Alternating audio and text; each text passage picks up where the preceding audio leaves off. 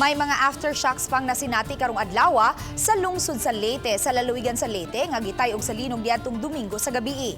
13 ka mga panimay ang hingpit nga naguba samtang kapin sa 300 ang partially damaged. Ano ang report ni Nico Sereno?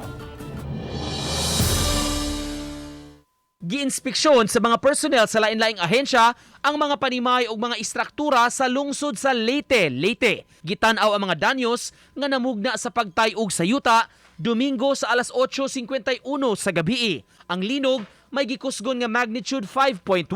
Si Mayor Arnold James Isidoro daling miumol og Ardana o Rapid Damage Assessment and Needs Analysis Team. Sa talaan sa Municipal DRRMO, 13 ka mga balay ang totally damaged o gimando ng i-relocate ang mga nagpuyo niini. Samtang 352 ang gitumbok nga partially damaged nunot sa gagmayng mga cracks nga nakita sa ilang bungbong apan mamahimo pang kapuy-an.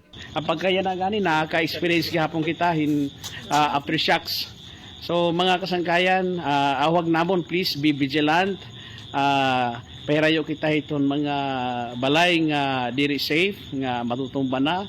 Nga tukitahan open area nga diri kita maabtan hiton mga debris. Pasabot ni Lukban, may parte sa Philippine Fault Line nga nagsubay sa pipila ka barangay sa ilang lungsod. Daghang kayo mga bayanan nga natukod about sa fault line. So atong municipal mayor, daghang kayo mga initiatives o plano na pagpaibaro sa mga tao na yarang ilang iputan, babaw sila sa fault line di na safe. Sa nahitabong linog, moabot sa 15 ka mga tao ang nangasamdan. Hinuon minor injuries ra kini ug sagad sa mga residente nga gipatambalan nakauli na sa ilang mga Pinoy-anan. Uban ni Godfrey Relien, Nico Sereno, Balitang Bisdak.